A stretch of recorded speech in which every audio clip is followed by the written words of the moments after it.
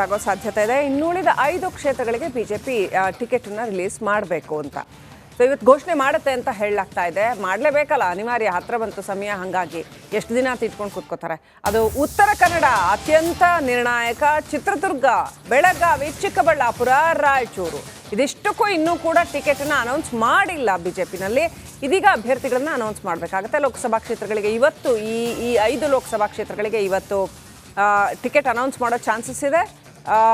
Republic ಕನ್ನಡದಲ್ಲಿ 5 ಕ್ಷೇತ್ರಗಳ exclusive ಮಾಹಿತಿಯನ್ನು ನಾವು ಕೊಡ್ತಾ ಇದ್ದೀವಿ. ಏನು ಕಾಂಪ್ಲಿಕೇಶನ್ಸ್ ಆಗಿದೆ ಅಲ್ಲಿ ಅಂತ ಹೇಳುವಂಥದ್ದನ್ನು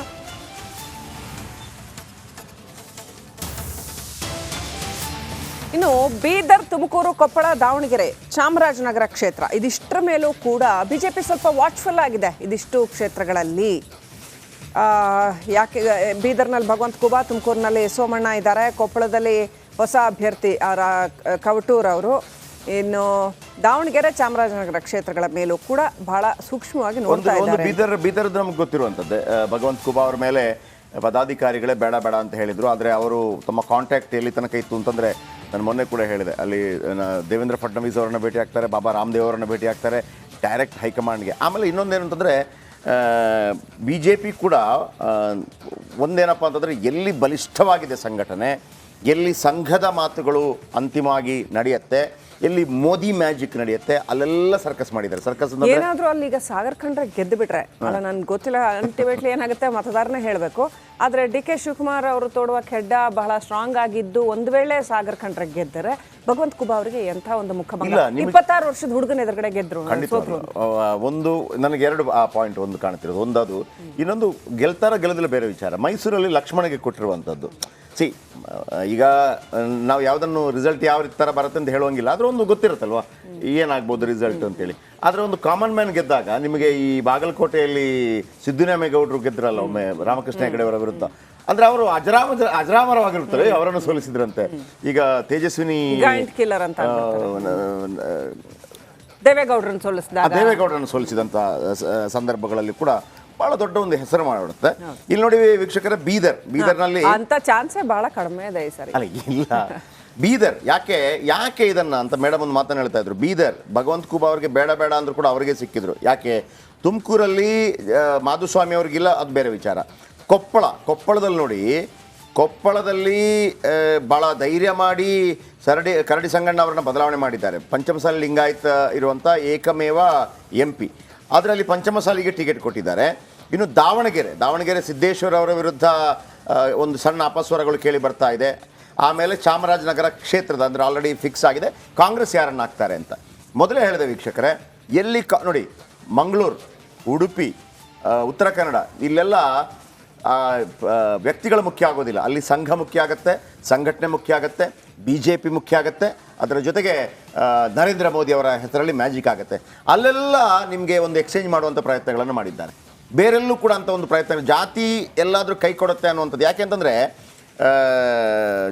ಒಂದು ಮಾಹಿತಿ ಪ್ರಕಾರ ಜಗದೀಶ್ ಶೆಟ್ಟರ್ ಬೆಂಗಳೂರು ಸೆಂಟ್ರಲಲ್ಲಿ ಕಳೆದ ಬಾರಿ BJPಯಿಂದ ಸೋತಿರ್ಬೋದು, ಅವರು ಸೋತೋದ್ರು, ಕಾಂಗ್ರೆಸ್ಗೆ ಹೋದ್ರು. ಆದರೆ ಅಕ್ಕಪಕ್ಕದಲ್ಲಿರುವಂಥ ಈ ಬಣಜಿಗ ಸಮುದಾಯಗಳಿದೆಯಲ್ಲ, ಸ್ವಲ್ಪ ಆ ಕಡೆ ಈ ಕಡೆ ಆದ ಕಾರಣ BJPಗೆ ಸ್ವಲ್ಪ ಒಳೆಯಟಾಯಿತು ಅಂತೇಳಿ. ಹಾಗಾಗಿ ಜಾತಿ ಸ್ಟ್ರಾಂಗ್ ಇರುವಲ್ಲಿ ಯಾವುದೇ ಸರ್ಕಸ್ಗಳನ್ನು BJP ಕೂಡ ಮಾಡ್ತಾ ಇಲ್ಲ. ಸುರೇಶ್ ಇದರ ಬಗ್ಗೆ ಹೆಚ್ಚಿನ ಮಾಹಿತಿಯನ್ನು ಪಡೆಯೋಣ ಸುರೇಶ್ ಅವರಿಂದ. ಸುರೇಶ್, 5 ಕ್ಷೇತ್ರಗಳಿಗೆ ಯಾರಂತೆ ಫೈನಲ್ ಆಗ್ತಾ ಇದೆಯಾ? ಉತ್ತರ ಕನ್ನಡ ಯಾರು? ಆಮೇಲೆ ಭಾಳ ಮುಖ್ಯವಾಗಿ ಉತ್ತರ ಕನ್ನಡದ್ದೇ ಮುಖ್ಯವಾದಂಥ ಪ್ರಶ್ನೆ. ಶಶಿಭೂಷಣ್ ಹೆಗಡೆ, ರಾಮಕೃಷ್ಣ ಹೆಗಡೆ ಅವರ ಅದೊಂದು ಚಾಲ್ತಿಯಲ್ಲಿದೆಯಲ್ಲ, ಶಶಿಭೂಷಣ್ ಹೆಗಡೆ ಹೆಸರು ಕೂಡ ಚಾಲ್ತಿಯಲ್ಲಿದೆ, ಕೇಳಿ ಬರ್ತಾ ಇದೆ. ಶಶಿಭೂಷಣ್ ಹೆಗಡೆ ಹೆಸರು ಚಾಲ್ತಿಯಲ್ಲಿದೆ. ಅದಾದ ನಂತರ ಅನಂತಕುಮಾರ್ ಹೆಗಡೆ ಅವರಿಗೆ ಏನಾಗುತ್ತೆ ಗೊತ್ತಿಲ್ಲ. ವಿಶ್ವೇಶ್ವರ ಹೆಗಡೆ ಕಾಗೇರಿ ಅವರ ಹೆಸರು ಚಾಲ್ತಿಯಲ್ಲಿದೆ. ಆ ನಂತರ ಸುಲಿಬೆಲೆ ಅವರ ಹೆಸರು ವೆರಿ ಫಸ್ಟ್ ಟೈಮ್, ಅಂದರೆ ಅವರೇ ಹೇಳಿಕೊಂಡಿದ್ದಾರೆ, ಯಾವತ್ತೂ ಹೇಳ್ಕೊಳ್ಳೋದಂಥ ಸುಲಿಬೆಲೆ, ನನಗೆ ಅವಕಾಶ ಸಿಕ್ಕಿದ್ರೆ ಸ್ಪರ್ಧೆ ಮಾಡ್ತೇನೆ ಅಂತೇಳಿ. ಹೈಕಮಾಂಡ್ ಯಾವ ರೀತಿ ನೋಡುತ್ತೆ ಕಾಣಬೇಕಾಗಿದೆ. ಸುರೇಶ್, ಅಪ್ಡೇಟ್ ಏನು?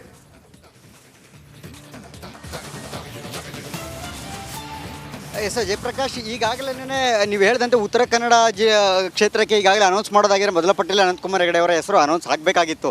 ಸೊ ಅವ್ರದ್ದು ಆಗದೆ ಈಗ ಪೆಂಡಿಂಗ್ ಇರೋದನ್ನು ನೋಡೋದಾದರೆ ಬಹುತೇಕವಾಗಿ ವಿಶ್ವೇಶ್ವರ ಹೆಗಡೆ ಕಾಗೇರಿ ಅವರ ಹೆಸರು ಅಂತಿಮವಾಗಿ ಆಗಿದೆ ಅಂತಕ್ಕಂಥದ್ದು ನಮಗೆ ಆಪ್ತ ಮೂಲಗಳು, ಹೈಕಮಾಂಡ್ ಮೂಲಗಳು ಹೇಳ್ತಾ ಇರ್ತಕ್ಕಂಥದ್ದು. ಸೊ ಇದೇ ರೀತಿಯಾಗಿ ನೋಡೋದಾದರೆ ಇನ್ನು ಬಾಕಿ ಏನು 5 ಕ್ಷೇತ್ರಗಳಿದೆ, 5 ಕ್ಷೇತ್ರಗಳಿಗೆ ಇವತ್ತು ಸಂಜೆ ಅಥವಾ ನಾಳೆ ಒಳಗೆ ಅನೌನ್ಸ್ ಆಗುವಂಥ ಸಾಧ್ಯತೆಗಳು. ಈ ಬಗ್ಗೆ ಯಡಿಯೂರಪ್ಪ ಅವರು ಕೂಡ ಇವತ್ತು 22ನೇ ತಾರೀಕು ರಾತ್ರಿ ಆಗ್ಬೋದು ಅಥವಾ ನಾಳೆ ಆಗ್ಬೋದು ಅಂತಕ್ಕಂಥ ಮಾತನ್ನು ಕೂಡ ಅವರೇ ಕೂಡ ಖುದ್ದು ಮಾಧ್ಯಮಗಳಿಗೆ ಹೇಳಿರ್ತಕ್ಕಂಥದ್ದು. ಹೀಗಾಗಿ ಇವತ್ತು ಅಂದರೆ ಈಗಾಗಲೇ ಏನು ಕಾಂಗ್ರೆಸ್ ನಾಯಕರ ಪಟ್ಟಿ ಕೂಡ ರಿಲೀಸ್ ಆಯಿತು, ಇನ್ನೇನು ಬಿ ಜೆ ಪಿಯವರು ಕಾಯುವಂಥ ಅವಶ್ಯಕತೆ ಏನಿಲ್ಲ. ಯಾಕೆಂತಂದರೆ ಈಗಾಗಲೇ ಎಲ್ಲವೂ ಕೂಡ ಫೈನಲ್ ಆಗಿರ್ತಕ್ಕಂಥದ್ದು. ಅಂದರೆ ಈ ಕಳೆದ 2 ದಿನಗಳ ಹಿಂದೆನೇ ಹೈಕಮಾಂಡ್ ಮಟ್ಟದಲ್ಲಿ ಆರ್ ಅಶೋಕ್, ವಿಜಯೇಂದ್ರ ಮತ್ತು ಯಡಿಯೂರಪ್ಪ ಮೂವರು ಹೋಗಿ ಅವರು ವಿಶ್ವಾಸವನ್ನು ಪಡೆದೇ ಅಂದರೆ ಅವರ ಸಮ್ಮುಖದಲ್ಲಿ ಚರ್ಚೆಯಾಗಿ, ಹೈಕಮಾಂಡ್ ನಾಯಕರ ಸಮ್ಮುಖದಲ್ಲಿ ಚರ್ಚೆಯಾಗಿ ಟಿಕೆಟ್ಗಳ ಫೈನಲ್ ಕ್ಷೇತ್ರಗಳು ಆಗಿರ್ತಕ್ಕಂಥದ್ದು. ಇನ್ನು ಚಿಕ್ಕಬಳ್ಳಾಪುರದಲ್ಲಿ ಒಂದು ರೀತಿಯಲ್ಲಿ ಜಯಪ್ರಕಾಶ್, ಒಂದು ರೀತಿಯಲ್ಲಿ ಅಂದರೆ ಚಿಕ್ಕಬಳ್ಳಾಪುರ ಈ ಕ್ಷೇತ್ರ ಏನಿದೆ ಈಗ ಬಿ ಎನ್ ಬಚ್ಚೇಗೌಡರಿಂದ ಖಾಲಿಯಾಗಿರೋದ್ರಿಂದ ಯಾರಿಗೆ ಅಂತಕ್ಕಂಥದ್ದು ಕೂಡ ಒಂದು ರೀತಿಯಲ್ಲಿ ಚರ್ಚೆ. ಯಾಕೆಂತಂದರೆ ಸದಾನಂದ ಗೌಡರಿಗೆ ಎಲ್ಲೋ ಒಂದು ಕಡೆ ಬೆಂಗಳೂರು ಉತ್ತರದ ಬದಲಾಗಿ ಅವರ ಸಮಾಧಾನವನ್ನು ಮಾಡಿಸೋದಕ್ಕೆ, ಅಸಮಾಧಾನ ಏನಿತ್ತು ಅವರನ್ನು ವಿಶ್ವಾಸಕ್ಕೆ ತಗೊಳ್ಳೋ ನಿಟ್ಟಿನಲ್ಲಿ ಚಿಕ್ಕಬಳ್ಳಾಪುರ ಕ್ಷೇತ್ರದಿಂದ ಕೊಡಬಹುದು ಅಂತಕ್ಕಂಥದ್ದು ಇರೋ ಸಾಧ್ಯತೆಗಳಿರ್ತಕ್ಕಂಥದ್ದು. ಇದು ನಿನ್ನೆ ಡೆವಲಪ್ಮೆಂಟ್ಸ್ ನಿನ್ನೆ ನಮಗೆ ತಿಳಿದು ಬಂದಿರೋಂಥ ಮಾಹಿತಿ. ಜೊತೆಗೆ ಡಾಕ್ಟರ್ ಸುಧಾಕರ್ ಮತ್ತು ಅಲೋಕ್ ವಿಶ್ವನಾಥ್ ಕೂಡ ಭಾಳ ಸ್ಟ್ರಾಂಗ್ ಆಗಿ ಫೈಟನ್ನು ಮಾಡ್ತಾ ಇರ್ತಕ್ಕಂಥದ್ದು. ಒಟ್ಟಾರೆಯಾಗಿ ಇವತ್ತು ಸಂಜೆ ಅಥವಾ ನಾಳೆ ಬಹುತೇಕವಾಗಿ ಅನೌನ್ಸ್ ಆಗ್ತಕ್ಕಂಥದ್ದು. ಜೊತೆಗೆ ಈಗಾಗಲೇ ಘೋಷಣೆ ಆಗಿರ್ತಕ್ಕಂಥ 5 ಕ್ಷೇತ್ರಗಳು ಅಂದರೆ ಆ ಕ್ಷೇತ್ರಗಳ ಪೈಕಿ 5 ಕ್ಷೇತ್ರಗಳಲ್ಲಿ ವಿಶೇಷವಾಗಿ ಬಿ ಜೆ ಪಿ ನಾಯಕರು ಒಂದು ವರದಿಯನ್ನು ತರಿಸ್ಕೊಂಡಿರ್ತಕ್ಕಂಥದ್ದು. ಈ ವರದಿ ಪ್ರಕಾರನ ಈ 5 ಕ್ಷೇತ್ರಗಳಲ್ಲಿ ಗೆಲ್ಲಲೇಬೇಕಾದಂಥ ಅನಿವಾರ್ಯತೆ ಇರೋದ್ರಿಂದ ವಿಶೇಷವಾದಂಥ ಆಸಕ್ತಿಯನ್ನು ವಹಿಸಬೇಕು ಅಂತಂದೇಳಿ ರಾಜ್ಯ ಚುನಾವಣಾ ಸಮಿತಿ ಮತ್ತು ಆ ಭಾಗದ ಮುಖಂಡರಿಗೆ ವಿಜಯೇಂದ್ರ ಅವರು ಸೂಚನೆ ಕೊಟ್ಟಿರ್ತಕ್ಕಂಥದ್ದು. ಯಾಕೆ ಈ 5 ಕ್ಷೇತ್ರಗಳ ಮೇಲೆ ವಿಶೇಷ ಆಸಕ್ತಿ ಅಂತ ನೋಡೋದಾದರೆ ಅಲ್ಲಿ ಒಂದು ಕಡೆ ಕಾಂಗ್ರೆಸ್ ಬಲ್ಲಾಡಿಯರು ಮತ್ತು ಉದಾಹರಣೆ ಬೀದರ್ ಅಂತ ತಗೊಳ್ಳೋದ್ರೆ ಅಂತ ಸ್ಥಳೀಯವಾಗಿ ಶಾಸಕರ ವಿರೋಧ ಇರತಕ್ಕಂಥದ್ದು.